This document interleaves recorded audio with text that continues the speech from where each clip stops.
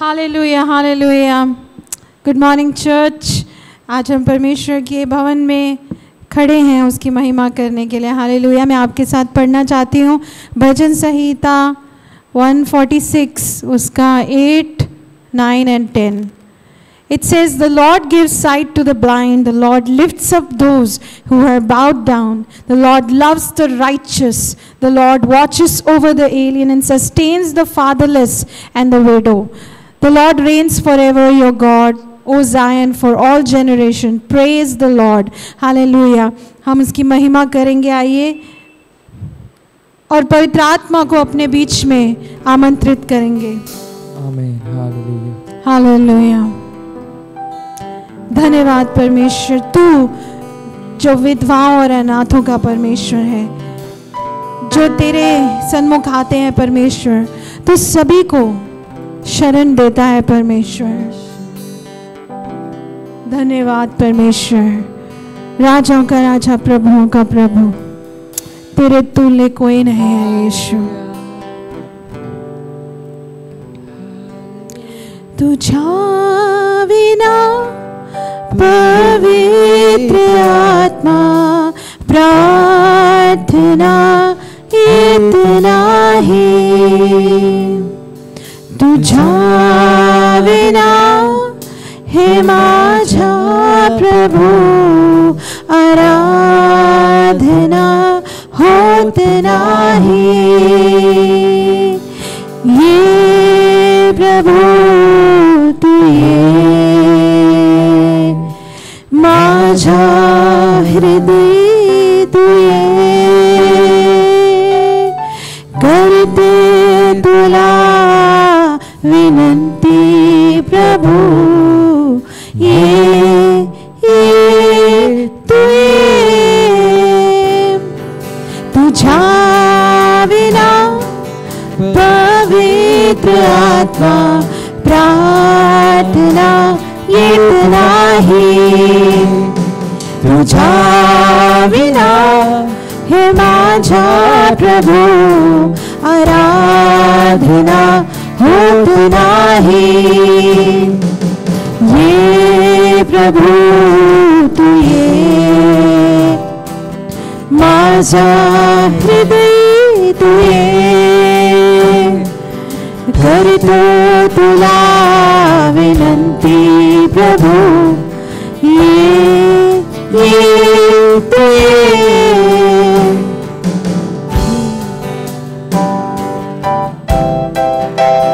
Yes Lord, Hallelujah.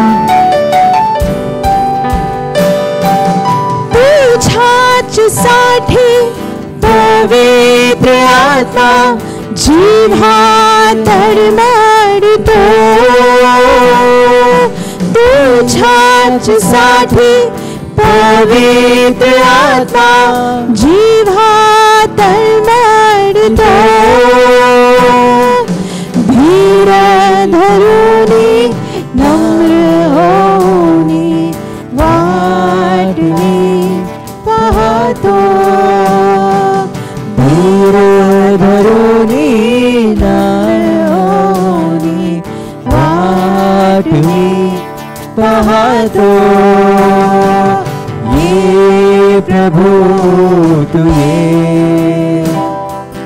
माझा हृदय तुये करतो तुला विनंती प्रभु, ये तुये।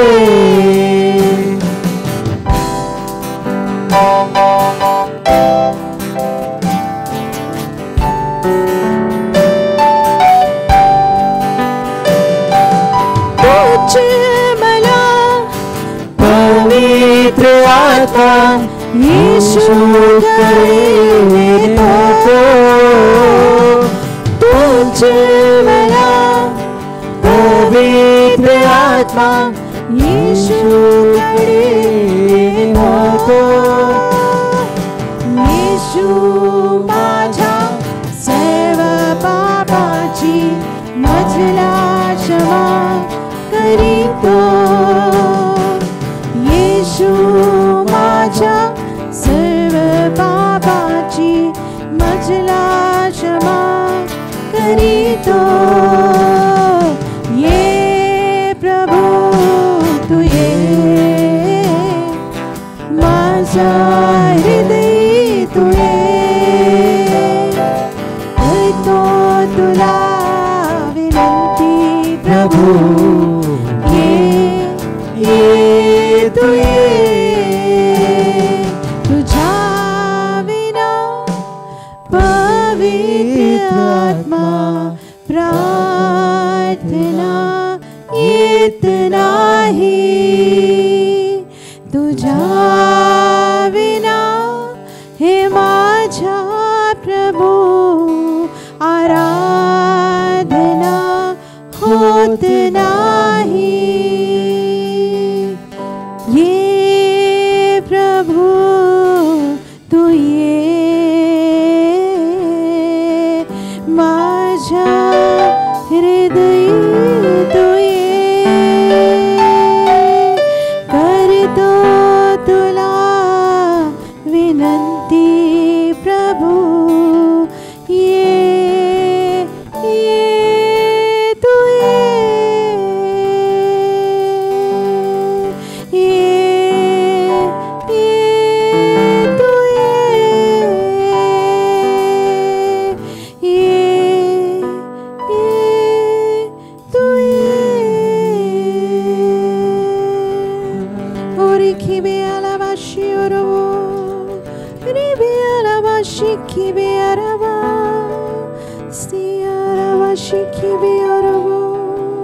हालेलुया। धन्यवाद धन्यवाद पवित्र आत्मा, तेरी उपस्थिति के लिए तेरा धन्यवाद करते हैं। वो सांदारी खलावा शारी अलावा होरी बीबी ओलो शिखी भी अलावा। हालेलुया। हम में से हर एक को तू अपनी ताकत से छू परमेश्वर, अपनी अग्नि से छू परमेश्वर, हमें भर अपनी आत्मा से यीशु। हालेलुया। तू कितना महान है परमेश्वर, हमसे प्रेम करने वाला परमेश्वर। पवित्र आत्मा तू जो अभी का परमेश्वर, हमें छू, हमें से हर एक को तैयार कर परमेश्वर। हालेलुया। हमारे दिलों को तू नम्र बना परमेश्वर। Hallelujah. Yes, Lord, we come before your presence. Hallelujah. We only cry to you, Lord, not to any man, Lord, for we trust in you, Father. We do not trust in the horses and the chariots. We do not trust in the gold and silver, Lord. We trust, but we trust in you, Lord, the name that is above every name. There is deliverance, there is healing, and there is salvation in your name, Lord. For salvation belongs to you, Lord. Thank you, Jesus. Hallelujah. Hallelujah. उसने अपनी बेटे को भेजकर हमें आजाद किया। Hallelujah. हम उसका धन्यवाद करेंगे। हालेलुया। और डिक्लेयर करेंगे कि हम अपने परमेश्वर से कितना प्यार करते हैं। हम अपना बोझ उसका ऊपर डाल दें। हालेलुया। क्योंकि वो कहता है कि अपना बोझ मुझ पर डाल दो क्योंकि मुझे तुम्हारी परवाह है। He cares for us. Hallelujah. I'm trading my sorrows, I'm trading my shame, I'm laying them down for the joy of the Lord. Come on. I'm trading my sickness, I'm trading my pain, I'm laying them down for the joy of the Lord. Yes, Lord, yes, Lord, yes, yes, Lord, yes, Lord, yes, Lord, yes, yes, Lord, yes, Lord, yes, Lord, yes, yes, Lord, amen, amen. Yes, Lord, yes, Lord, yes, yes, Lord, yes, Lord, yes, Lord, yes, yes, Lord, yes, Lord, yes, Lord, yes, yes, Lord, amen. amen. I'm trading, I'm trading my sorrow, I'm trading my shame, I'm laying them down for the joy of the Lord. I'm trading my sickness, I'm trading my pain, I'm laying them down for the joy of the Lord. Yes, Lord, yes, Lord, yes, yes, Lord. Yes, Lord, yes, Lord, yes, yes, Lord. Yes, Lord, yes, Lord, yes, yes, Lord. Amen, amen. Yes, Lord, yes, Lord, yes, yes, Lord. Yes, Lord, yes, Lord, yes, yes, Lord. Yes, Lord, yes, Lord, yes, yes, Lord. Amen. I am blessed but not crushed, persecuted, not abandoned, struck down but not destroyed. I am blessed beyond the curse, for His promise will endure, that His joy is gonna be my strength. And though the sorrow may last for the night, His joy comes in the morning. I'm trading my sorrows, I'm trading my shame, I'm laying them down for the joy of the Lord. Sickness, I'm trading my sickness. Pain, I'm trading my pain, I'm laying them down for the joy of the Lord. Come on, if you're trading your sickness today, if you're trading your pain, you're giving it away for joy of the Lord, then sing with me. Yes, Lord, yes, Lord, yes, yes, Lord. Yes, Lord, yes, Lord, yes, yes, Lord. Yes, Lord, yes, Lord, yes, yes, Lord. Amen. Yes, Lord, yes, Lord, yes, yes, Lord. Yes, Lord, yes, Lord, yes, yes, Lord. Yes, Lord, yes, Lord, yes, yes, Lord. Amen. And yes, Lord, yes, Lord, yes, yes, Lord. Yes, Lord, yes, Lord, yes, yes, Lord. Yes, Lord, yes, Lord, yes, yes, Lord. Amen. I'm trading my sorrows, I'm trading my shame, I'm laying them down for the joy of the Lord. I'm trading my sickness, I'm trading my pain, I'm laying them down for the joy of the Lord. For the joy, for the joy. The joy of the Lord is your strength. Hallelujah. The Word of God says He has taken away all your sickness, all your pain, all your shame and your guilt. He's taken it away. He has taken your sin and given you joy. Hallelujah. Thank you, Lord. Thank you, Lord, for loving us. Thank you, Lord, for your love. Amazing, amazing, amazing love.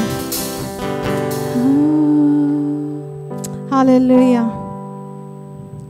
क्योंकि उसने हमें उससे आज़ाद किया, हर एक उस चीज़ से जो उसने हमें जकड़ रखा था, हर बंधन को उसने तोड़ दिया जब उसने अपने जीवन को हमारे लिए दे दिया. हालेलुया. और हमें अनंत काल का जीवन दिया. हालेलुया. आइए हम उसकी जय जयकार करेंगे, चिल्लाएंगे. हालेलुया.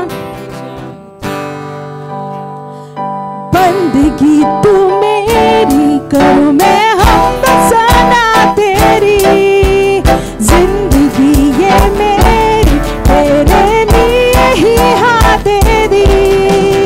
बंदगी तू मेरी, करूं मैं हमद सना तेरी, जिंदगी ये मेरी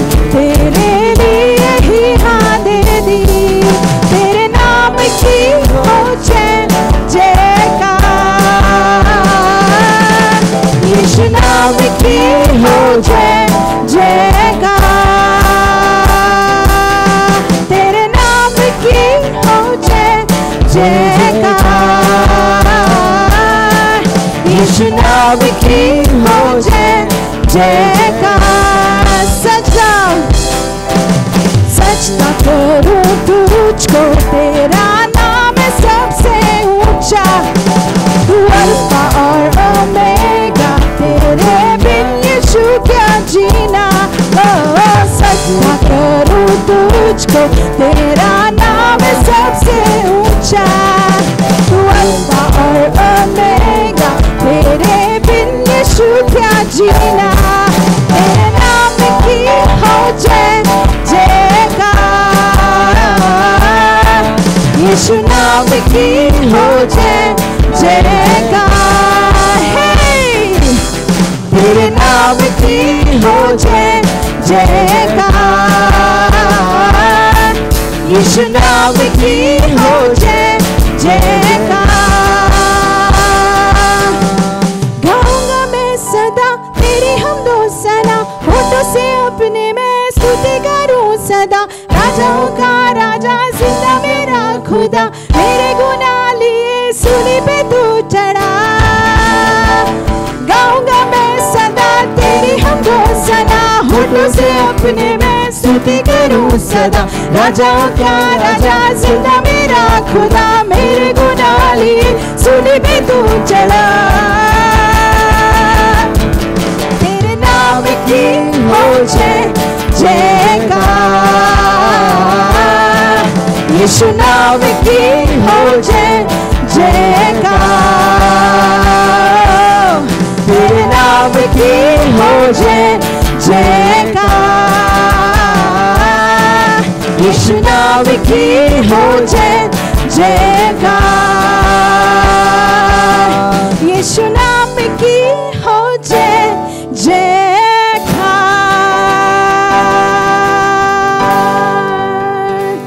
ओ तेरे नाम की जय जयकार ओ यीशु। हालेलुया। ओ राजाओं का राजा, प्रभुओं का प्रभु। हालेलुया। नीचे स्वर्ग से धरती पर आया, अपने जीवन को हमारे लिए त्याग दिया ताकि हम जीवन पाएं और हमेशा का जीवन पाएं। ओ तेरे नाम की हो जय जयकार। यीशु नाम की हो जय जयकार।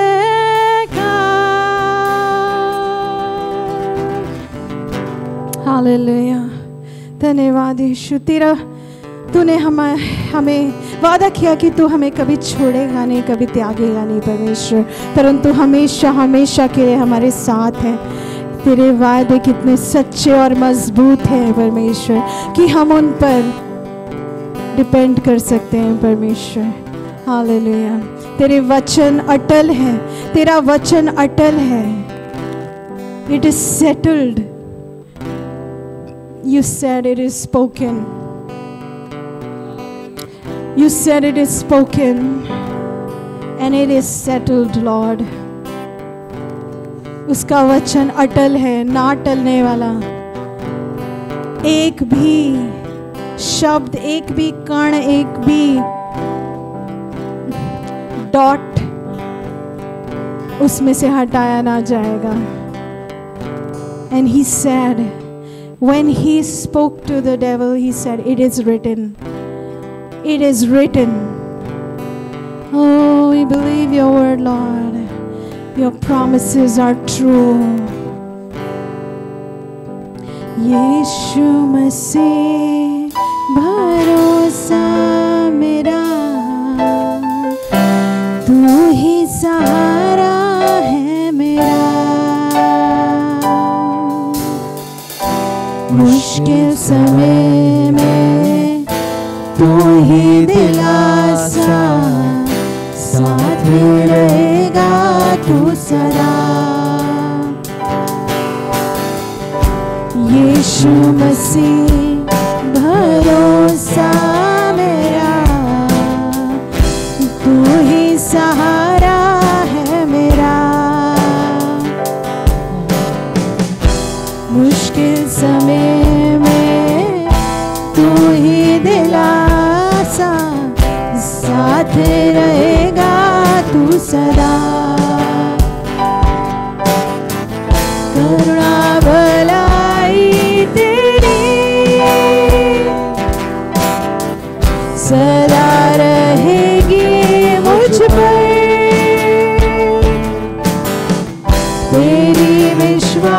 योग्यता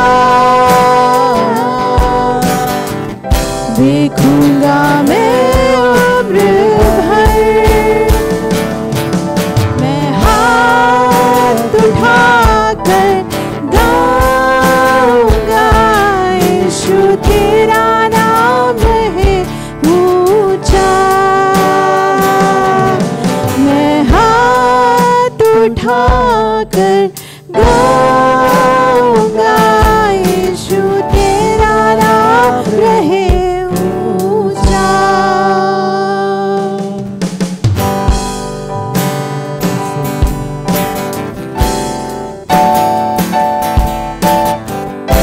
मौत से है बचाया तूने,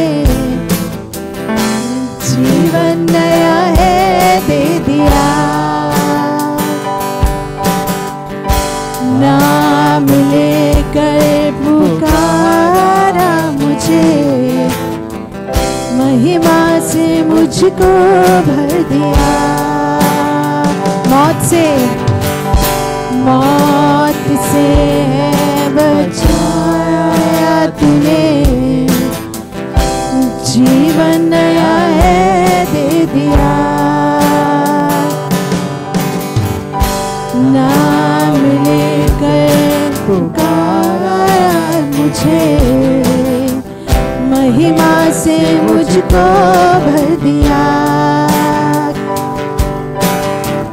करुणा भलाई तेरी सदा रहेगी मुझ पर। तेरी विश्वास योग्यता देखूंगा मैं उम्र भर। मैं हाथ उठाकर गाऊंगा यीशु तेरा नाम रहे ऊंचा। मैं हाथ उठाकर गाऊंगा यीशु तेरा नाम रहे ऊंचा। मैं हाथ उठाकर गाऊंगा यीशु तेरा नाम रहे ऊंचा। मैं हाथ उठाकर गाऊंगा यीशु तेरा नाम रहे ऊंचा। आदर और महिमा हो तेरी, तू ही हमारा खुदा। पूरी हो तेरी ही मर्जी, आए तेरा राज यहाँ। आदर और महिमा हो तेरी, तू ही हमारा खुदा। पूरी हो तेरी ही मर्जी, आए तेरा राज यहाँ। हम हाथ उठाकर गाएंगे यीशु तेरा नाम रहे ऊंचा। हम हाथ उठाकर गाएंगे यीशु तेरा नाम रहे ऊंचा।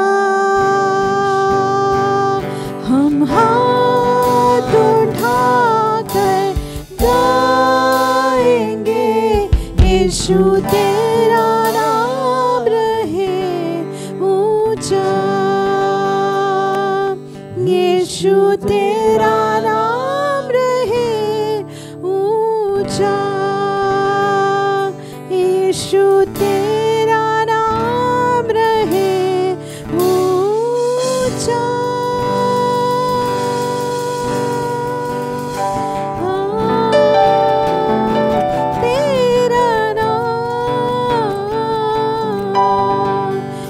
यीशु तेरा नाम ऊंचा ऊंचा,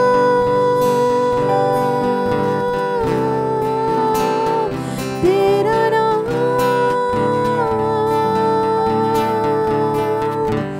आकाश के नीचे धरती के ऊपर एक ही नाम, for there is power in the name of Jesus. No other name but the name of Jesus. There is no other name. There is no other name by which man can be saved. There is no other name under heaven. There is rest for my soul. There is rest for the weary. And we are made whole in the name of Jesus. Hallelujah. Thank you, Lord. कितना सुंदर है तेरा नाम प्रभु. Hallelujah. सब नामों से ऊंचा. Thank you, Lord. Thank you, Father, for this wonderful name of Jesus. Emmanuel, God with us. Kivia Ravashi Kivio, Rabia Lavashi Kivia. I love you, Lord. We love you, Jesus. हम में से हर एक को छू परमेश्वर और आजाद कर तेरे लहू के द्वारा यीशु, तेरे नाम के द्वारा परमेश्वर. आज जितने लोग हमारे साथ जुड़े हैं यहाँ पे और सुन रहे हैं तेरे नाम को, उनको छू परमेश्वर. अपनी आत्मा पवित्र आत्मा से भर दे. तू आ पवित्र आत्मा और भर दे अपनी शक्ति अपनी सामर्थ से भर कर. हालेलुया. और उठा जो थके हैं उनको उठा परमेश्वर, जो टूटे हैं उनको बना परमेश्वर, जो अकेले हैं उनका तू यार बन जा परमेश्वर. प्रभु यीशु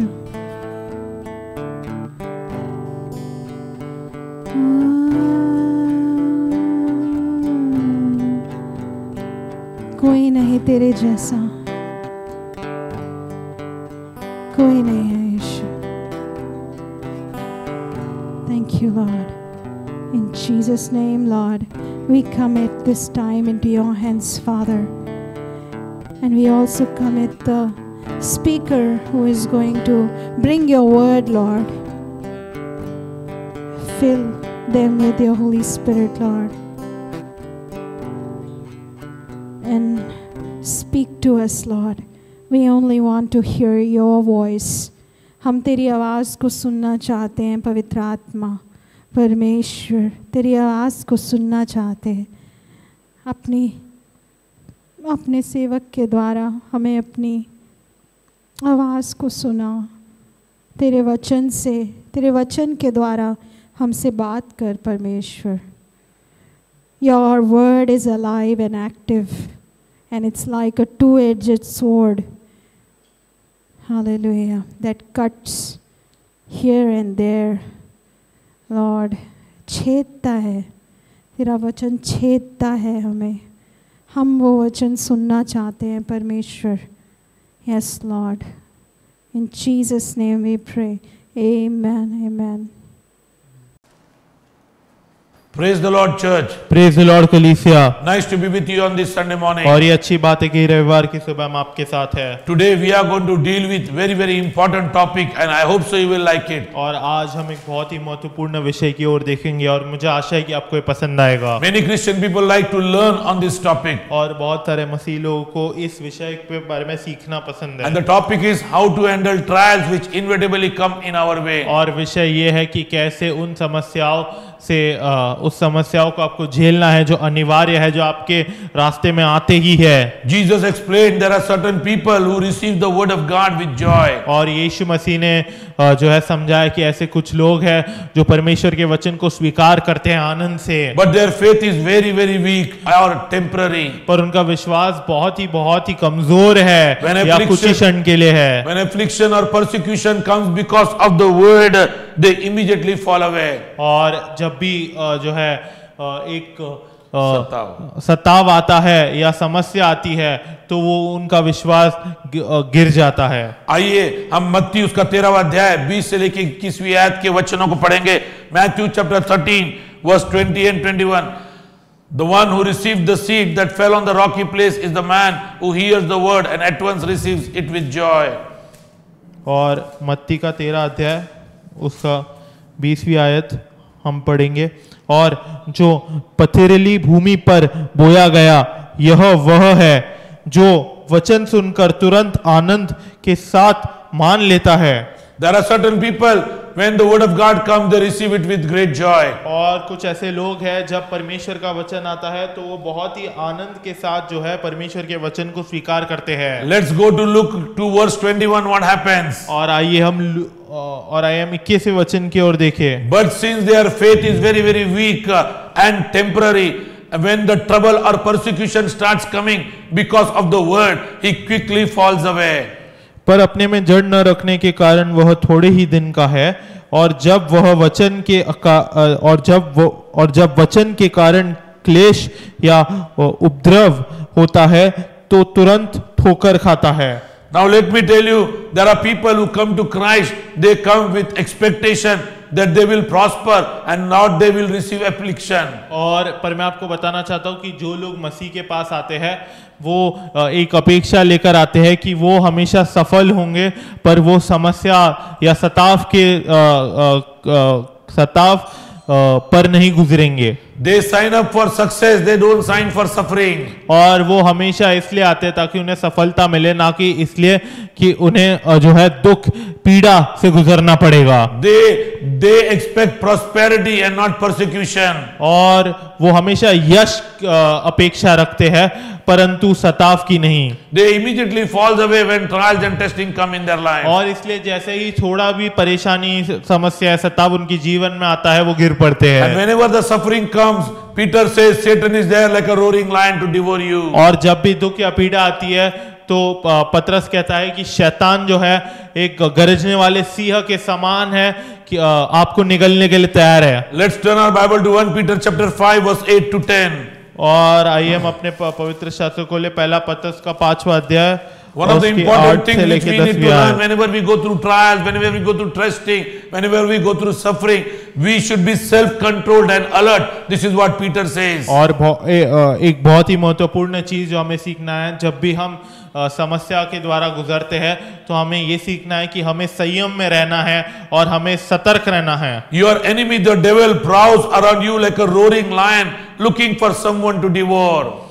और सचेत हो और जागते रहो क्योंकि तुम्हारा विरोधी शैतान गरजने वाले सिंह के समान है, इस खोज में रहता है कि किसको फोड़ खाए। So when you want to handle trials and persecution coming on your way, the first thing what Peter is saying, what he is saying, be self-controlled and alert. और जब भी समस्या और जो है सताव आपके जो है घर के दरवाजे पर आता है, पहली चीज पतरस जो कह रही है वो ये है कि संयम से रहो और सचेत रहो। Let me tell you, when trials and difficulty and testing come, that only is the time when Satan comes like a roaring lion trying to devour you up. और मैं आपको बताना चाहता हूँ जब भी समस्या आती है वही एक समय है जहाँ पर शैतान जो है गरजने वाले सिंह के समान आता है और मौका देखता है कि आपको फाड़ के खा जाए। Let's look to verse 9 what Peter is saying. Resist him, stand firm in faith, because you know that your brothers throughout the world are undergoing the same kind of suffering. और 9वीं आयत में हम देखेंगे क्या कहता है ये, विश्वास में दृढ़ होकर और यह जानकर उसका सामना करो कि तुम्हारे भाई जो संसार में हैं ऐसे ही दुख सह रहे हैं। This is what Peter is saying. You are not only one. Many people are going through suffering. Many people are going through trial. Let me tell you, don't have self-pity on yourself. Don't get emotionally involved. But resist the devil. Stand firm in God. और आप सिर्फ अकेले नहीं हो, बहुत सारे लोग सताव और पीड़ा से गुजर रहे हैं और बहुत सारे लोग समस्याओं से गुजर रहे हैं। आपको क्या करना है?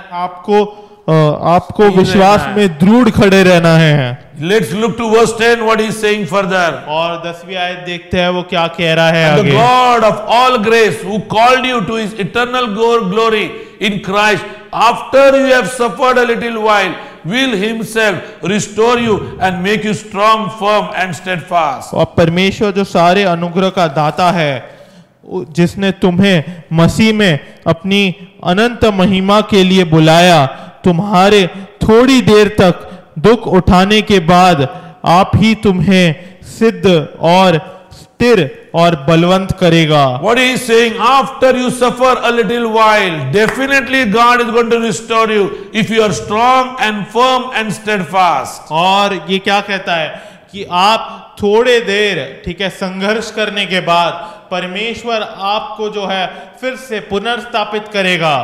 If you are strong, firm and steadfast, और अगर आप सामर्थ्यशाली हो और आप चट्टान की तरह खड़े हो, he will make you strong. और वो आपको सामर्थ देगा, आपको शक्तिशाली बनाएगा। When you are going through suffering and trial, और जब आप जो है सताव और परेशानी से गुजर रहे हो तो so it is essential for your spiritual survival that you know and apply the right biblical verses when you are going through that. तो ये बहुत ही महत्वपूर्ण है आपके आत्मिक जीवन के लिए कि जब भी आप दुख या पीड़ा से गुजर रहे हो तो आप सही जो है वचनों को, पवित्र शास्त्र के वचनों को लो और आपके जीवन में आप लगाओ। One of the important verse which we are going to quote today, Romans 8:28. और आज एक बहुत ही महत्वपूर्ण वचन की ओर देखेंगे हम, रोमियो का 8वां अध्याय उसकी 28वीं आयत। Romans 8:28 is one of the most familiar verse on this subject. और रोमियो का 8वां अध्याय उसकी 28वीं आयत बहुत ही मशहूर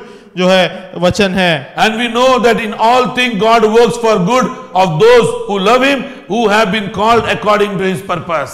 हम जानते हैं कि जो लोग परमेश्वर से प्रेम रखते हैं उनके लिए सब बातें मिलकर भलाई ही को उत्पन्न करती है, अर्थात उन्हीं के लिए जो उसकी इच्छा के अनुसार बुलाए हुए हैं। See, this verse is quoted by many people in the world, even though they don't know Christ. और आपको पता है, अगर आप देख भी सकते हो कि ये वचन बहुत सारे लोग संसार में जो है इसको बोलते हैं, भले उनको मसीह नहीं पता तब भी। Positive thinkers talk like this. और जो हकारात्मक सोचने वाले लोग हैं, सकारात्मक सोचने वाले लोग हैं, वो ऐसा बोलते हैं। They say all things works for your good. और वो कहते हैं कि सारी बातें आपके अच्छी के लिए होती है। Only take the part of the verse. और वो सिर्फ जो है एक भाग लेते हैं इस वचन का। Now let me tell you, all things cannot work on our good on our own instance. पर मैं आपको बताना चाहता हूँ कि सारी चीजें हमारे अच्छे के लिए काम नहीं करती है। अगर हम खुद से इसे सिर्फ चाहते हैं तो नहीं होगा ये। Let me tell you, everything works for our good only when God does it. और सारी चीजें भलाई के लिए होती है तभी जब परमेश्वर करता है। Now God will do for whom? परमेश्वर किसके लिए करेगा? God will do only for his people, those who love him. परमेश्वर सिर्फ उनके लोगों के लिए करेगा जो उनसे प्रेम करते हैं। If you love God, then you are his people. और अगर आप परमेश्वर से प्रेम करते हो तो आप उसके लोग हो। Let me tell you, there are many people who love God, they say, but the God who created heaven and the earth. मैं आपको बताना चाहता हूँ, बहुत सारे लोग हैं जो परमेश्वर को कहते हैं कि वो उनसे प्रेम करते हैं, पर जिस परमेश्वर ने स्वर्ग और पृथ्वी को बनाया वो उन्हें नहीं जानते। Let me tell you what he is saying, those who are called according to his purpose. और मैं आपको बताना चाहता हूँ वो क्या कह रहा है कि उन्होंने जिसको अपने मकसद के अनुसार बुलाया है। Now Paul is giving us, encouragement according to the scripture. और पौलुस जो है अभी हमें उत्तेजित कर रहा है इस वचन के द्वारा। Let's turn our Bible to Romans chapter 8 and verse 18. और 18वीं आयत की ओर देखेंगे अभी हम उसी अध्याय For I के। consider that our present suffering are not worth comparing with the glory that will be revealed in us. क्योंकि मैं समझता हूं कि इस समय के दुख और क्लेश उस महिमा के सामने जो हम पर प्रकट होने वाली है कुछ भी नहीं है। So the suffering which we are going through is very, very negligible, nothing as compared to the glory which is going to come through us and which will be revealed to the world through us. और हम जो दुख से गुजर रहे हैं या जो क्लेश से गुजर रहे हैं वो कुछ भी नहीं है उसके सामने जो महिमा हमें मिलने वाला है या जो महिमा में हम जाने वाले हैं उसके सामने तो कुछ भी नहीं है। सब पूरी संसार देखने वाली है ये। So when you are going through suffering, Paul this also says that yes, when you are weak, when you are going through trial, when you are totally helpless, you don't know what to pray, the Holy Spirit will help you to pray. और पौलुस इसलिए कहता है कि जब आप कमजोर हो, आपको नहीं पता आपको क्या प्रार्थना करना है, तो पवित्र आत्मा आपको बताएगा आपको क्या प्रार्थना करना है। Romans chapter 8 26 and 27. और रोमियो का 8वां अध्याय उसकी 26 से लेके 27वीं आयत। In the आयत। same way the Spirit will help us in our weakness. इसी रीति से आत्मा भी हमारी दुर्बलता में सहायता करता है। Yes, the Holy Spirit is there given by Jesus Christ to us that whenever we are weak, He will help us out in the situation. और इसलिए पवित्र आत्मा भी है हमारे साथ जो हमें मदद करता है हमारी दुर्बलताओं के अंदर। When we do not know what to ask in the difficult situation to God, it is the Holy Spirit which will intercede on our behalf. और जब हमें नहीं पता है कि क्या पूछना है मुश्किल समय में परमेश्वर को, पवित्र आत्मा है जो हमारे लिए मध्यस्थी करता है। Let's turn our Bible to verse 27 now. और 27वीं आयत को हम पढ़ेंगे अभी। It is the Holy Spirit who searches our heart, knows our mind, because the Spirit intercedes for the saints in accordance with God's will. और मनों को जांचने वाला जानता है कि आत्मा की मनसा क्या है, क्योंकि वह पवित्र लोगों के लिए परमेश्वर की इच्छा के अनुसार विनंती करता है। Now that raises the question in our life. और अभी ये जो है एक सवाल उठाता है हमारी जीवन में। If the Spirit is praying for the saints according to the will of God, then why do we suffer? और अगर पवित्र आत्मा जो है वो प्रार्थना कर रही है परमेश्वर की इच्छा के अनुसार, तो हम क्यों अभी भी दुख और पीड़ा से गुजरते हैं? Why we are persecuted? Sometimes persecution even leads to death. Now you should know so much persecution is taking place in India. Many people are dying for Christ. और क्यों हम सताव के द्वारा फिर भी गुजरते हैं? अभी भी अगर आप देखोगे तो भारत में बहुत सारा सताव है, लोग जो है मसीह के लिए मर रहे हैं। So can you say that it is the will of God that we should go for through suffering? तो क्या आप कह सकते हो ये परमेश्वर की इच्छा है कि हमें जो है सच्ची जो है दुख और पीड़ा और कलेश से गुजरना पड़ता है? Let me tell you, when Paul is writing to the letters to Romans, he is affirming that suffering many times God allows to where we should go through. और मैं आपको बताना चाहता हूँ जब पौलुस जो है रोमियो को ये पत्र लिख रहा है तो वो बोल रहा है कि बहुत बार ऐसा होता है कि दुख पीड़ा कलेश परमेश्वर आपके जीवन में आने देता है। In our weakness we do not know what to pray. और हमारे कमजोरता दुर्बलता में हमें नहीं पता में क्या प्रार्थना करना है। But one thing we should know, in the times of our weakness, in our trials and testing, our God is a sovereign God. और एक चीज हमें याद रखनी है, हमारे जितने भी जो है कमजोरी के समय में, समस्या के समय में, दुख के समय में हमारा परमेश्वर सर्वशक्तिशाली परमेश्वर है। If you love God and if you are called according to His purpose, let me tell you, God will result everything in your good. और अगर आप परमेश्वर से प्रेम करते हो और अगर परमेश्वर ने आपको उसके मकसद के अनुसार बुलाया है तो सब कुछ भलाई की होने वाली है। Let's turn our Bible to Romans chapter 8 verse 29 and 30. और 29 और 30वीं आयत भी पढ़ेंगे हम। 28 Romans 8:29.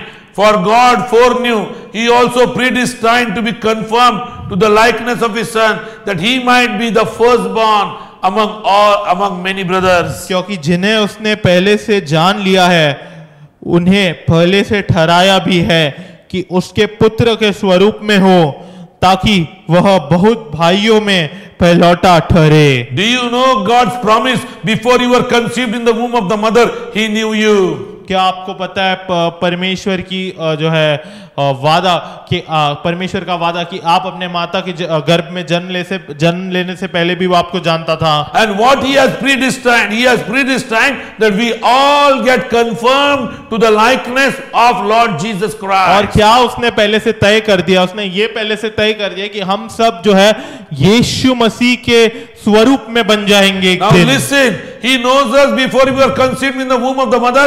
Now He has predestined.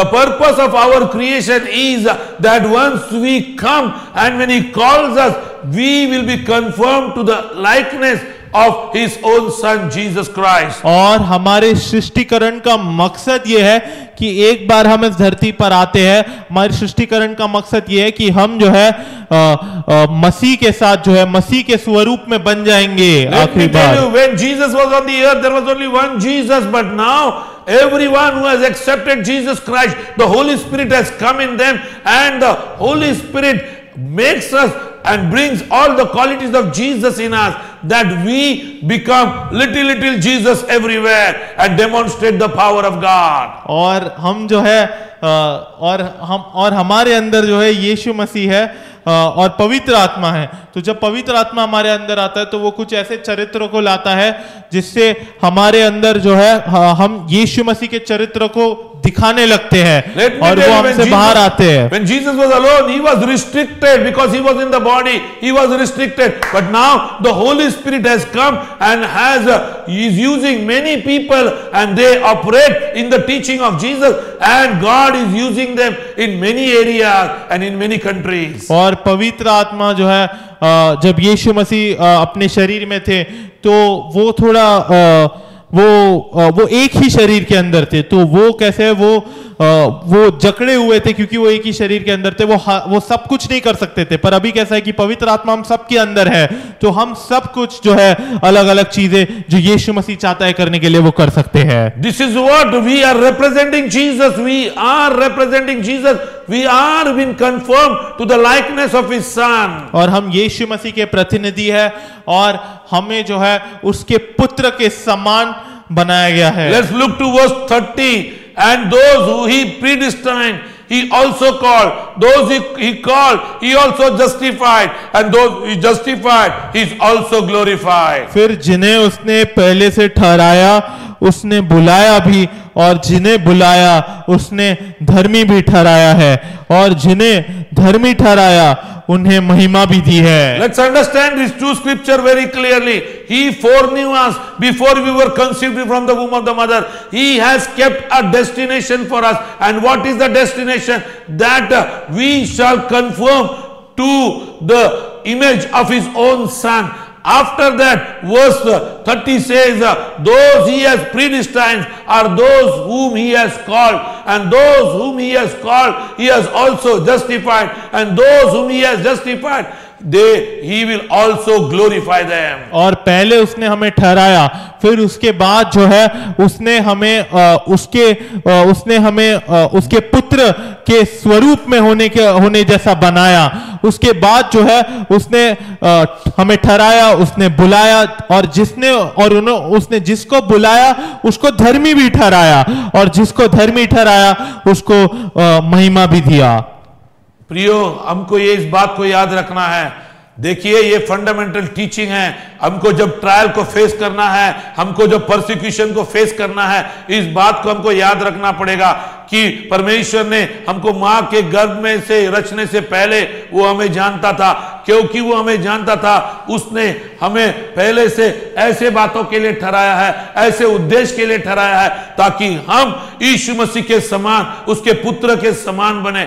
और 30वां वचन ये कहता है, जिसको उसने ठहरा दिया वही लोगों को उसने बुलाया है, उसी लोगों को उसने संसार से बाहर निकाला है, और जिसको उसने बुलाया वही लोग धर्मी ठहरे गए, और जिसको उसने धर्मी ठहराया उन्हीं को महिमा भी मिलेगी, ऐसा प्रेरित पौल कहता है। I hope so you understand what we are teaching. और मैं आशा रखता हूं आप समझ गए हम क्या सीखने की कोशिश कर रहे हैं। Now today we are going to apply how to apply Romans 8:28. और आज हम देखेंगे कि रोमियो का 8वां अध्याय उसकी 28वीं आयत हम कैसे हमारे जीवन में लागू करें। When we are going through trials and testing, this is a very important verse. और जब हम जो है इस दुख और पीड़ा से गुजर रहे, बहुत ही महत्वपूर्ण विषय है। And what he said, okay, God will convert everything for their good for those who love Him and those who are according to His purpose who are called. और क्या कहता है ये वचन? हम जानते हैं कि जो लोग परमेश्वर से प्रेम रखते हैं उनके लिए सब बातें मिलकर भलाई ही को उत्पन्न करती है। कौन परमेश्वर से प्रेम करता है? वही लोग जिनको परमेश्वर ने चुना है। कौन परमेश्वर से प्रेम करता है? वही लोग जिनको परमेश्वर ने बुलाया है। और परमेश्वर कहता है जो मेरे मकसद के अनुसार है उन्हीं लोगों के लिए सारी बातें में भलाई को उत्पन्न करेगी। संसार ने इस वचन को लिया और उसको काट दिया और ये कहने को लग गए। क्या कह रहा है संसार? संसार कहता है कि हर एक व्यक्ति भले कुछ भी उसके जीवन में हो उसके लिए भलाई उत्पन्न करेगी। अरे हम खुद कोई भी बुराई को अपने जीवन में भलाई में बदल नहीं कर सकते। अगर उसको भलाई में बदल करना है तो सिर्फ परमेश्वर कर सकता है। परमेश्वर उन्हीं के लिए करेगा जो उससे प्यार करते हैं। परमेश्वर उन्हीं के लिए करेगा जो उसके मकसद के अनुसार चल रहा है। What I want to say today, the first point, क्या कहना चाहता हूं मैं आज पहली बात, and I'm going to explain this first point very briefly. और मैं आज ये बात जो आपको समझाना चाहता हूं। God has an eternal purpose. और परमेश्वर के पास जो है एक जो है अनंत काल की मकसद है, and he is going to accomplish this purpose. और वो ये मकसद को पूरा करेगा। He is able to do that. और वो ये करने के संयम है। So if God has kept a purpose for you, if God has predestined, and what is the predestination? Predestination is we are going to get confirmed with like his son Jesus Christ. और परमेश्वर ने आपको अगर बनाया है अपने मकसद के लिए तो उसने आपको पहले से ठहरा दिया। अब ये पहले से ठहराना क्या है कि हम जो है उसके पुत्र के स्वरूप में बनेंगे। Yes, we will be like his son, and for that he allows us to go through trials, he allows us to go through suffering. That is the purpose of God. और हम जो है उसके पुत्र के स्वरूप में बने, ये होने के लिए वो हमें जो है दुख और पीड़ा से गुजरने देता है। If God doesn't have a purpose, then what about those things which we are going through? How he can convert it for our good? और अगर परमेश्वर के पास कोई मकसद नहीं है तो हम जिस चीज से गुजर रहे हैं उसके बारे में क्या? Oh, if God doesn't have a purpose, then whatever trials and testing you go through, it will sabotage the purpose of God.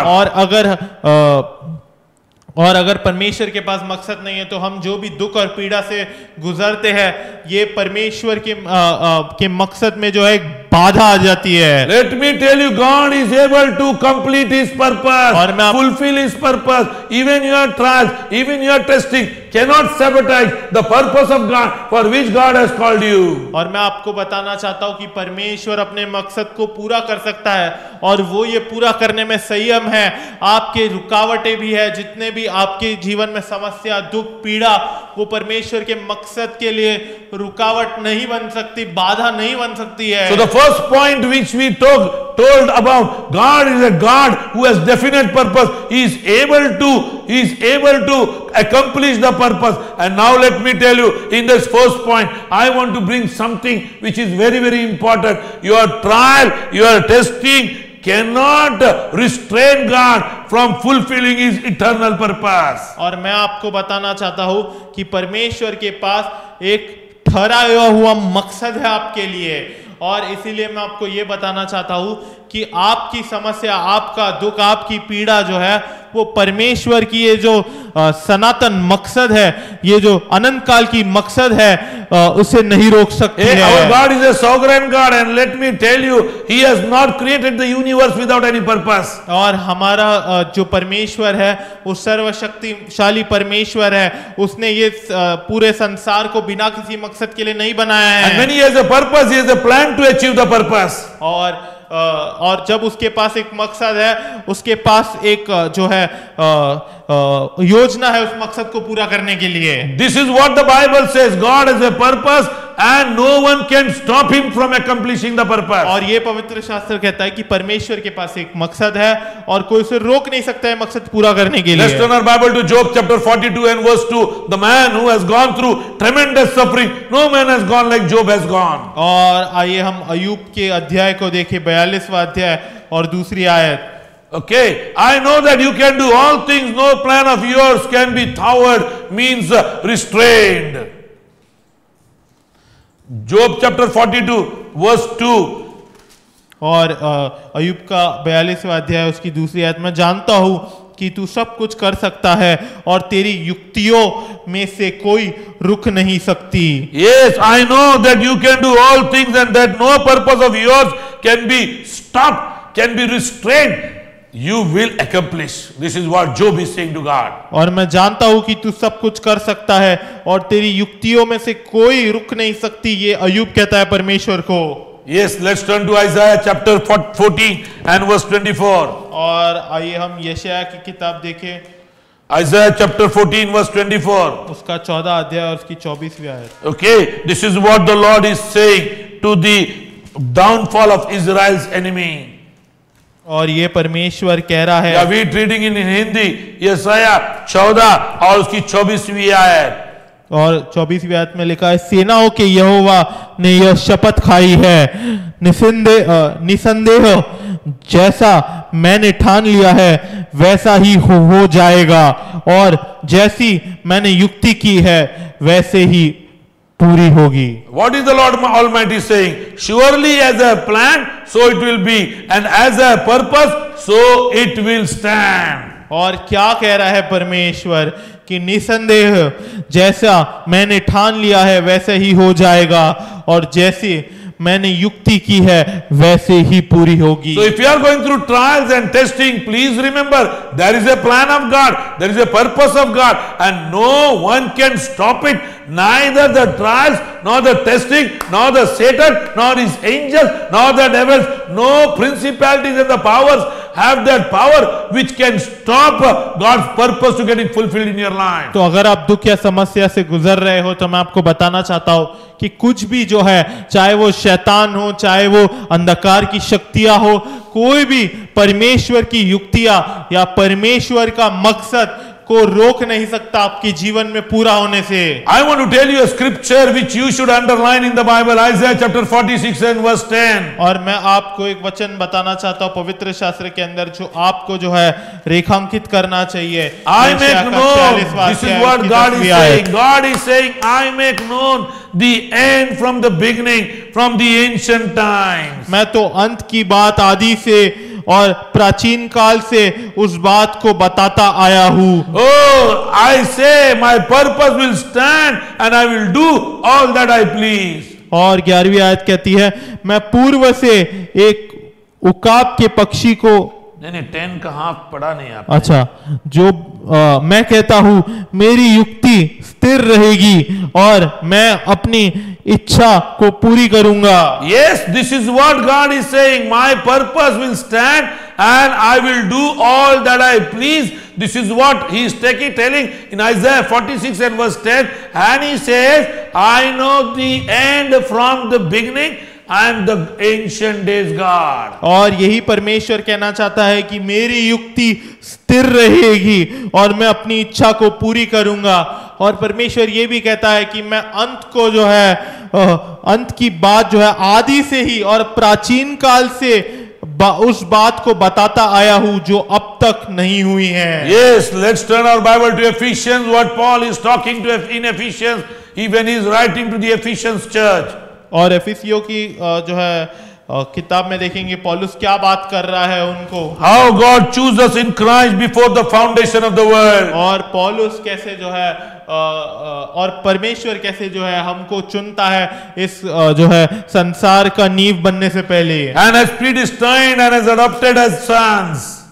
और पहला अध्याय उसका, and he has predestined us and also adopted as sons. और उसने हमें पहले से ठहराया है और हमें पुत्र होने के समान जो है अपने परिवार में गोद लिया है। Apostle Paul, the messenger of God. और पौलुस जो है परमेश्वर का संदेश देने वाला। Let's turn to Ephesians chapter 1 and verse 1. Let's see how Paul writes to Ephesians. Paul, an apostle of Christ Jesus by the will of God, to the saints in Ephesus, the faithful in Christ Jesus. पौलुस की ओर से जो परमेश्वर की इच्छा से यीशु मसीह का प्रेरित है, उन पवित्र और मसीह यीशु में विश्वासी लोगों के नाम जो इफिसुस में है। Let's turn to verse 4. What he's saying now. For he chose us in him before the creation of the world to be holy and blameless in his sight. in love. जैसा उसने हमें जगत की उत्पत्ति से पहले उसमें चुन लिया कि हम उसके निकट प्रेम में पवित्र और निर्दोष हो. When he has chosen us before the creation of the world. और जगत की उत्पत्ति से पहले उसने हमें चुन लिया. Please remember what he said in Isaiah chapter 46 and verse 10. I know the end from the beginning. और याद रखे उसने जो है यशायाह का 46वां अध्याय और 10वीं आयत में क्या कहा है कि मैं अंत को आदि से जानता हूं. So before creation of the world, Paul clearly says, God knew you, God has chosen you, and those who are being chosen are being justified. Those who are being justified are being glorified. और मैं आपको बताना चाहता हूं परमेश्वर क्या कहना चाहता है कि परमेश्वर आपको पहले से जानता है और परमेश्वर जो है आपको पहले से चुन के रखता है, तो इसलिए आपको पहले से ही परमेश्वर ने धर्मी ठहरा दिया है. Oh, God has chosen you before the creation of the world to be holy, and let me tell you, our holiness is not our own credit. Our holiness is because we have Jesus in our life. Because of Jesus we have become holy. और परमेश्वर ने आपको जगत की उत्पत्ति से पहले ही जो है आपको धर्मी ठहरा दिया है और आपको पवित्र ठहरा दिया है. हमारी पवित्रता जो है वो हमारी नहीं है, परंतु यीशु मसीह के कारण हम पवित्र होते हैं. And he says blameless in his sight. How we have become blameless? Where the blame has gone? Every blame has been washed out by the blood of Jesus, because Jesus died for your sins on the cross. Every drop of blood has come that your blame shall be washed out. और हम निर्दोष बन जाते हैं उसकी दृष्टि में. हम निर्दोष कैसे बन सकते हैं? हमारा दोष कहा जाता है, हमारा दोष यीशु मसीह ले लेते हैं. हमारे सारे पाप जो है उसका लहू ले जाता है. And that is the reason we become blameless in the sight of God. और इसी कारण से हम ये परमेश्वर की दृष्टि में निर्दोष बन जाते हैं. Verse 5, he predestined us to be adopted as his son through Christ Jesus Christ in accordance with the pleasure and will. और अपनी इच्छा के भले अभिप्राय के अनुसार हमें अपने लिए पहले से ठहराया कि यीशु मसीह के द्वारा हम उसके लेपालक पुत्र हो. Let me tell you, we are adopted sons. और मैं आपको बताना चाहता हूँ हम एक गोद लिए हुए पुत्र हैं. Through Jesus Christ. यीशु मसीह के द्वारा. And we are predestined. और हमें पहले से ठहरा दिया गया है. Every trial and testing which you go through, my dear friend, let me tell you, do not give up in trials and testing, but stand firm in faith. और मैं आपको बताना चाहता हूँ जिस भी समस्या के द्वारा आप गुजरते हो, मैं आपको बताना चाहता हूँ प्रियो कि आप उस समस्या में जो है हार ना मानो, खड़े रहो, दृढ़ खड़े रहो विश्वास में. Because God is a God of purpose. क्योंकि परमेश्वर एक मकसद का परमेश्वर है. No one has the power to restrain the purpose for which God is going to complete. और किसी के पास भी सामर्थ नहीं है कि वो परमेश्वर जो मकसद को पूरा करने वाला है अपने उसे रोक पाए. Neither our trials or testing. ना कि हम और हमारी जो दुख पीड़ा और समस्या उसके पास भी सामर्थ नहीं है. Let's look to verse 11 what Paul is saying to the church of Ephesians. In him we are also chosen and having been predestined according to the plan of him who works out everything in conformity with the purpose of his will. और 11वीं आयत पढ़ेंगे. उसी में जिसमें हम भी उसी की मनसा से जो अपनी इच्छा के मत के अनुसार सब कुछ करता है पहले से ठहराया जाकर मिरास बने. What is he saying? क्या कह रहा है वो? In him we are chosen. और उसके अंदर ही हम चुने गए हैं. In him we have been predestined. और उसी के अंदर ही हम पहले से ठहराए गए हैं. And there is a plan of God for you. और एक परमेश्वर की योजना है आपके लिए. And everything is going to work out in conformity with the plan which he has made for you according to his will. और सब कुछ जो है परमेश्वर के योजना और उसके इच्छा के अनुसार होगा. That is the reason God says in Romans chapter 8 and verse 28, whatever may happen, even you go through trials and testing, even sorrows may come, even sufferings may come, let me tell you, I will change the result at the end because I know I have a plan for you. और मैं आपको और इसलिए परमेश्वर कहता है कि कुछ भी हो जाए, अगर आप समस्या, दुख, पीड़ा, कुछ किसी भी चीज से गुजरते हो, तब भी मैं जो अंत में जो है अपने मकसद को पूरा करने के लिए चीजें बदल दूंगा। Ephesians chapter 3 and verse 11. और तीसरा अध्याय उसकी 11वीं आयत। Thus, in accordance with the terms of the eternal purpose which he carried out in Christ Jesus our Lord. और उस सनातन मनसा के अनुसार जो उसने हमारे प्रभु मसीह यीशु में की थी। You know, God has a purpose to glorify himself by saving the people who are sinners through Christ Jesus. और क्या आपको पता है परमेश्वर के पास जो है एक मकसद है कि वो अपने महिमा को ले आए। वो कैसे है कि वो जितने भी पापी लोग हैं उनको यीशु मसीह के द्वारा बचा पाए। And that is his grace. और यही उसके अनुग्रह है। And let me tell you, nothing can stop his purpose. और मैं आपको बताना चाहता हूँ कि उसके मकसद को कोई भी रोक नहीं सकता है। First point we brought today, or which you need to remember. पहली चीज हमने आज देखा जो आपको सीखना है। Our God is a God of purpose and he will accomplish the purpose. और हमारा परमेश्वर एक मकसद का परमेश्वर है और वो अपने मकसद को पूरा करेगा।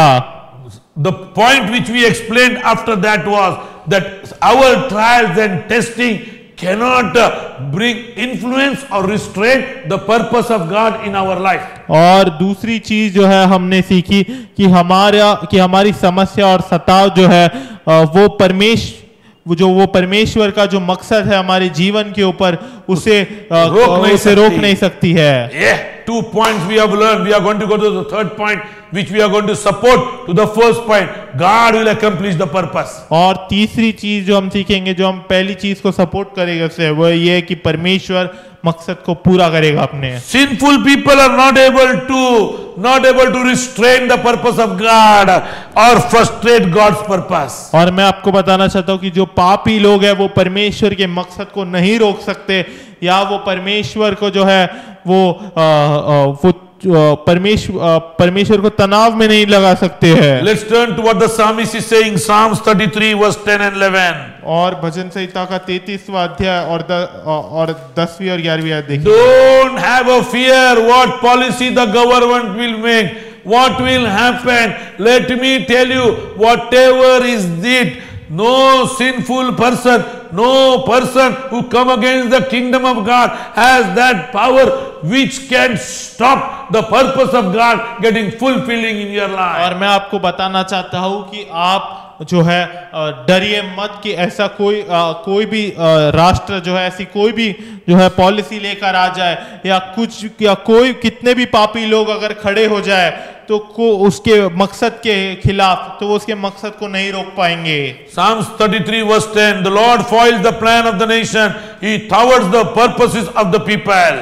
यहोवा जाति जाति की युक्ति को व्यर्थ कर देता है, वह देश देश के लोगों की कल्पनाओं को निष्फल करता है। Yes, whatever the plans of the nations are, और जो भी देश के जितने भी देशों के जो है योजनाएं हैं, whatever the nation might be thinking, whatever policy they might be making, और जो भी देश सोच रहा होगा, जो भी पॉलिसी लेके आ रहा होगा, if it is going to come against the purposes of God, let me tell you, he will frustrate them. और अगर ये परमेश्वर के मकसद के खिलाफ आएगा तो वो उन्हें निष्फल कर देगा। He, psalmist says in verse 11, but the plans of the Lord stand firm forever, the purpose of his heart through all generations. और 11वीं आयत कहती है, यहोवा की युक्ति सर्वदा स्थिर रहेगी, उसके मन की कल्पनाएं पीढ़ी से पीढ़ी तक बनी रहेगी। This is the truth what the Bible wants to tell you. और यही सत्य है जो पवित्र शास्त्र आपको बताना चाहता है। I want to give you 2 examples for this. और मैं आपको 2 उदाहरण देना चाहता हूँ इसके लिए। One of the example is the story of young Joseph, which is mentioned in the Bible. और एक जो है उदाहरण ये है यूसुफ की कहानी जो पवित्र शास्त्र में लिखी गई है। It starts from Genesis 37 to Genesis 50,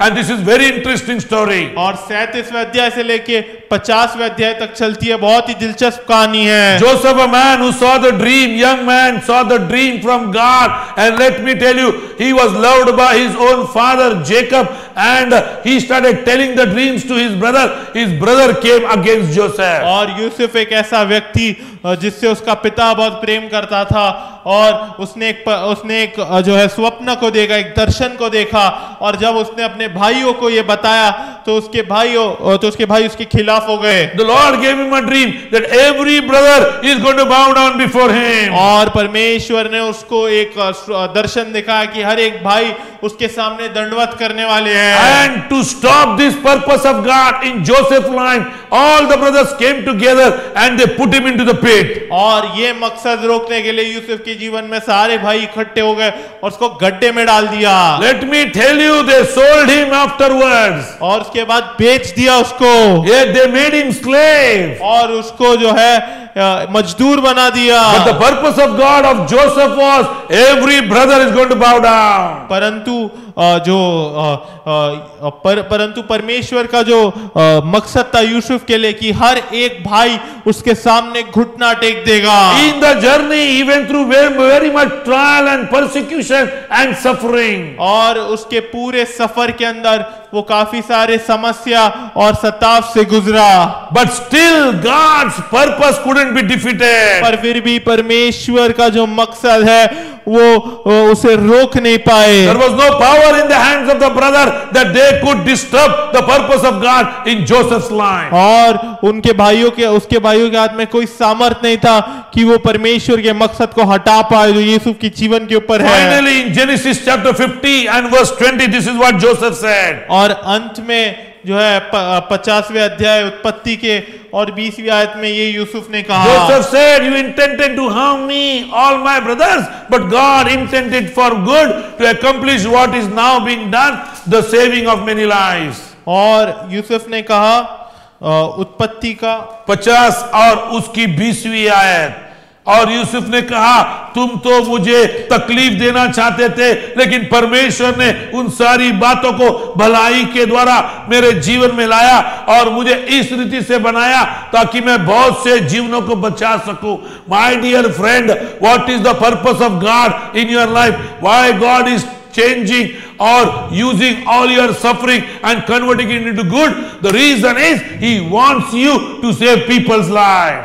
और 20वीं आयत लिखी है यहाँ पे, यद्यपि तुम लोगों ने मेरे लिए बुराई का विचार किया था, परंतु परमेश्वर ने उसी बात में भलाई का विचार किया जिससे वह ऐसा करे जैसा आज के दिन प्रकट है कि बहुत से लोगों के प्राण बचे हैं। Yes.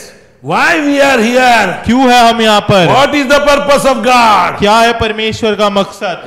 Why he is converting our trials and suffering into our good? Because he wants us to live for his purpose, and his purpose is that we shall save people's lives. क्यों वो हमारे समस्या और सताव को जो है उसके जो है भलाई के लिए उत्पन्न कर रहा है, क्योंकि हम जो है उस लोगों के जीवनों को बचा पाए। What God wants to say today? परमेश्वर क्या कहना चाहता है? There are people who wants to stop his work. There are people who are going to come against his purpose. But let me tell you, there is no person who is powerful who can stop God from accomplish the purpose which he has for you. और ऐसे कुछ लोग हैं जो परमेश्वर के मकसद में बाधा डालने की कोशिश करेंगे, पर मैं आपको बताना चाहता हूँ कोई ऐसा इंसान नहीं है, कोई ऐसी चीज नहीं है जो परमेश्वर के मकसद को रोक पाए। The second example is of Jesus Christ. और दूसरी उदाहरण यीशु मसीह की है। Everybody planned against him. और हर एक ने उसके खिलाफ योजना की। If you are learning with me in the Bible study, I was teaching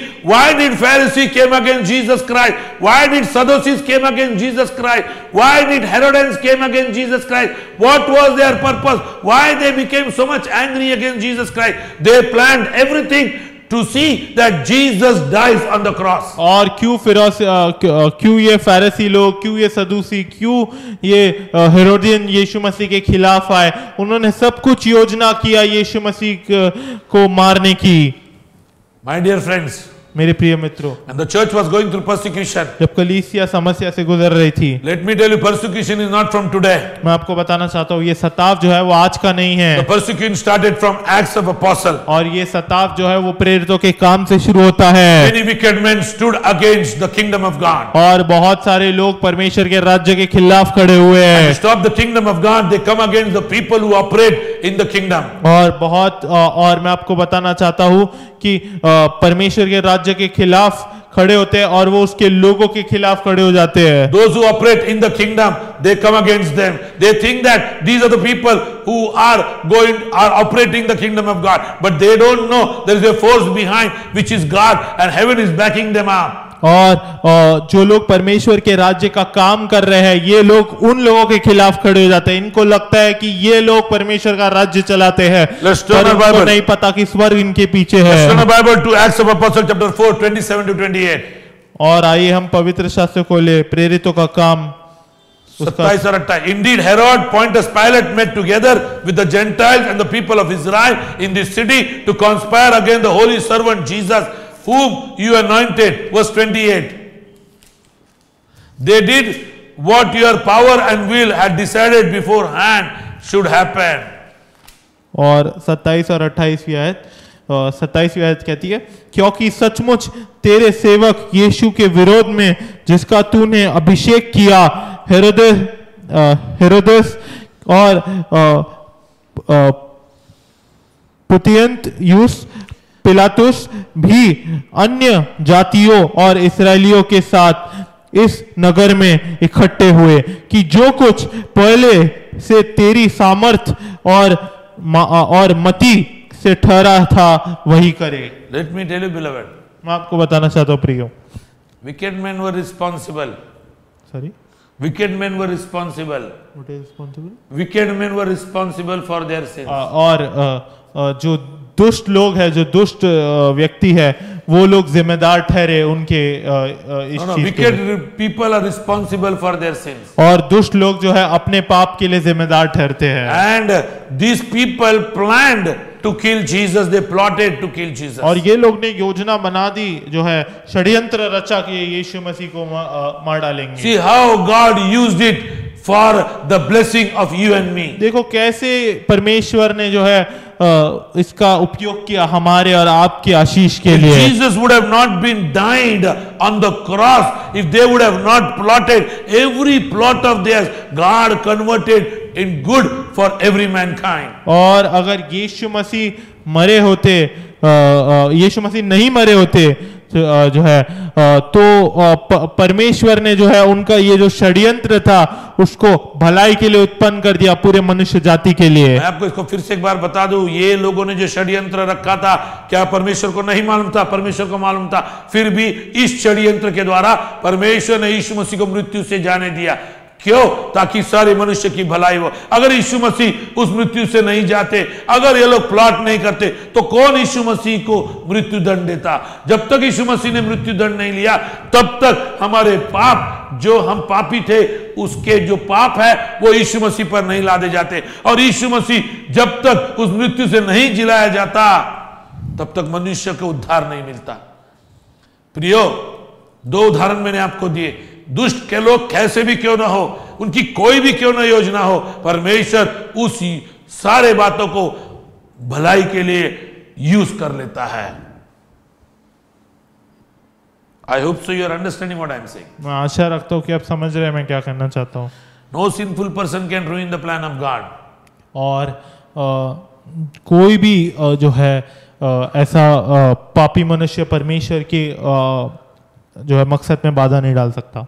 Another is our free will. और दूसरी जो है वो हमारी इच्छा, खुद की इच्छा जो हमें दी गई है। Whether our free will can stop the plan of God. क्या हमारी स्वतंत्र इच्छा परमेश्वर के योजना को रोक सकती है क्या? Can it will restrain God's purpose in our life? क्या ये परमेश्वर की जो मकसद है हमारे जीवन के ऊपर इसे रोक सकती है क्या? Many people talk about free will. और बहुत सारे लोग ये हमारी स्वतंत्र इच्छा के बारे में बात करते हैं। I want to tell you this is very misleading term. और मैं आपको बताना चाहता हूँ ये जो चीज है ये काफी गलत हमें इसके बारे में जो है पता है। No one has perfectly free will. किसी के पास भी जो है जो है सचमुच में किसी के पास सिद्ध रीति से जो है ये स्वतंत्र इच्छा नहीं है। Oh, you have a will to choose, but you don't have a will to choose the result of your decision. और आपके पास जो है एक इच्छा है, आपके पास जो है एक इच्छा है चुनने के लिए, पर आपके पास ये इच्छा नहीं है कि आप आपके जो है चुनाव का आपने जो चुना है उसका नतीजा आप ये जो है चुन पाओ, उसकी इच्छा नहीं है आपके पास। Where you are going to be born, it is not your will. कहाँ आप जो है पैदा हो गए ये आपकी इच्छा नहीं है। Which family will be going to be born, that is not your will. किस परिवार में आप पैदा हो गए ये आपकी इच्छा नहीं है। Which nation you will be born, that will not your will. किस देश में आप पैदा हो गए ये आपकी इच्छा नहीं है। So how do you talk about your free will? और कैसे आप इस जो है स्वतंत्र इच्छा के बारे में बात करोगे? Let me tell you, the will is never free totally. और मैं आपको बताना चाहता हूँ कि इच्छा कभी भी स्वतंत्र नहीं है And पूरी that तरीके we and I से। should remember that our will, even though we call it free will, free will, free will, we have a will to choose a decision, but we don't have a free will to choose the result of the decision. और आपको ये पता होना चाहिए कि हम स्वतंत्र इच्छा बोलते रहते हैं, हमारे पास एक स्वतंत्र इच्छा है निर्णय को लेने के लिए, परंतु वो निर्णय का जो नतीजा होगा उसको लेकर नहीं है। Our God is a sovereign God. हमारा परमेश्वर एक सर्वशक्तिशाली परमेश्वर है। Our will is not a free will. We all are controlled by the sovereignty of our God. और हमारी इच्छा जो है स्वतंत्र इच्छा नहीं है, हम सबको जो है परमेश्वर हमें चलाता है। Yes, we are free to make our choices, and for our choices we are responsible. और हाँ, हम हमारे जो है चुनाव करने के लिए स्वतंत्र है और हमारे चुनाव के लिए हम जिम्मेदार ठहरते हैं। But we are not responsible for the result which is going to come out of that. That is under God's sovereignty. पर जो नतीजा है उसका वो हमारे जो है हम उसके लिए जिम्मेदार नहीं ठहरते, वो परमेश्वर की जो है वो परमेश्वर की में आता है। So we are going to conclude the part number 1 today. तो आज पहला भाग हम खत्म करेंगे। I hope so you are understanding Romans 8:28. मैं आशा रखता हूँ आप समझ गए रोमियो का 8वां अध्याय। I hope so you are challenged that by trials and persecution you will not step down or you will not turn back from the kingdom. और मैं आशा रखता हूँ कि सताव और परेशानी और पीड़ा से गुजरने के बाद भी आप जो है परमेश्वर के राज्य से नीचे नहीं जाएंगे। Let me tell you, beloved, things can happen. Inevitably it will come in your way, but trials and testing will come, suffering will come. Without your mistake things are going to come, but let me tell you, God will turn everything for your good if you love him and if you are called in his purpose. और मैं आपको बताना चाहता हूँ चीजें होगी, ऐसी चीजें होगी आपके जीवन में, आपकी गलती नहीं भी होगी तब भी आपके खिलाफ चीजें होगी, परंतु परमेश्वर सब कुछ अपने भलाई के लिए उत्पन्न करेगा। If you are going through trials and testing and if you are frustrated, और अगर आप जो सताव और समस्या से गुजर रहे हो और आप तनाव में आ चुके हो, दबाव में आ चुके हो, let me tell you, the Holy Spirit wants to comfort you right now. मैं आपको बताना चाहता हूँ पवित्र आत्मा आपको भी सांत्वना देना चाहता The Holy है। Spirit is saying, the Holy Spirit is saying to you, the Holy Spirit is saying to you, don't quit, don't give up. I am the God who is sovereign. और पवित्र आत्मा आपको कह रहा है कि आप हार ना माने, मैं ही सर्वशक्तिशाली परमेश्वर हूँ। I have predestined you. और मैंने आपको पहले से ठहराया है। I want to confirm you with the image of Lord Jesus Christ. और मैं आपको यीशु मसीह के स्वरूप में बनाना चाहता हूँ। I have called you, I have justified you, and I will glorify you. और मैंने तुम्हें बुलाया है, मैंने तुम्हें धर्मी ठहराया है और मैं ही तुम्हें महिमा दूंगा। Let's lift our holy hands as we are going to pray today. और आइए हम अपने दोनों हाथों को उठाए जैसे हम प्रार्थना करेंगे। Father in heaven, we just want to thank you, God, for every word which has been spoken through the inspiration of the Holy Ghost. और स्वर्गीय परमेश्वर पिता हम धन्यवाद करते हैं हर एक वचन के लिए जो पवित्र आत्मा ने बोला है। Lord, I pray, Master, everyone who is listening today, Lord, the Holy Spirit is going to touch them right now, and God is going to tell them for the purpose for which they have been created. और परमेश्वर हर एक व्यक्ति जो सुन रहा है, परमेश्वर पवित्र आत्मा जो है मैं प्रार्थना करता हूँ कि पवित्र आत्मा ने स्पर्श करे आज। Father, I pray in Jesus' name. परमेश्वर पिता मैं यीशु मसीह के नाम Through से all प्रार्थना their करता trials and हूँ। through all their suffering, which is for a small moment, oh God, they shall focus on the glory which God has kept for them. और सारी समस्या सारे सताव जिससे भी वो गुजर रहे हैं परमेश्वर, ऐसा होने दे कि वो अपना ध्यान और दृष्टि परमेश्वर तेरे महिमा की ओर लगाए। Thank you, Master, for encouraging us with your word. धन्यवाद स्वामी, हमें जो है उत्तेजित करने के लिए अपने वचन के द्वारा। I pray in the name of Jesus Christ. और मैं प्रार्थना करता हूँ यीशु मसीह के नाम Supernatural से। power of God shall come and encourage them, O God, wherever they are. और अलौकिक सामर्थ्य है और उनको जो है अलौकिक सामर्थ्य है और उनको जो है उत्तेजन दे। No man who is coming against the purpose of God in their life can be successful, because God is going to turn everything for their good. कोई भी व्यक्ति जो है जो परमेश्वर के मकसद के खिलाफ आता है, परमेश्वर के मकसद को रोक नहीं सकता। Thank you, Master, for everyone who is listening to the word today. धन्यवाद स्वामी, हर एक के लिए जो सुन रहा है आज का I वचन। pray those who are sick in the body, they shall be healed by the blood of Jesus. मैं धन्यवाद करता हूँ कि हर एक व्यक्ति जो हमारे वचन को सुन रहा है और जो बीमार है अपने शरीर में, उन्हें चंगाई मिले यीशु मसीह के लहू के द्वारा। In Jesus' name we pray. यीशु मसीह के नाम से हम प्रार्थना करते हैं। Amen and amen. आमीन और आमीन। May the love of God, और परमेश्वर पिता का प्रेम, the grace of our Lord Jesus Christ, यीशु मसीह का and अनुग्रह the communion of the Holy Ghost और पवित्र आत्मा की संगति shall be with us forever and हम ever. सभी के साथ हमेशा हमेशा। Amen and amen. आमीन। Our number is coming on the screen. If you have a prayer request, please post your prayer request on the WhatsApp और number. हमारा number screen पे आ रहा है, अगर आपके पास प्रार्थना विनंती है तो व्हाट्सएप पर डाले वो। Please remember, if you want to give to us this ministry, our account details are coming और down. अगर आपको इस सेवकाई को देना है तो हमारा नीचे जो है अकाउंट डिटेल्स आ रहे हैं। God bless you. See you next Sunday again. प्रभु आपको आशीष दे, हम आपको अगले रविवार फिर मिलेंगे। Amen. आमीन।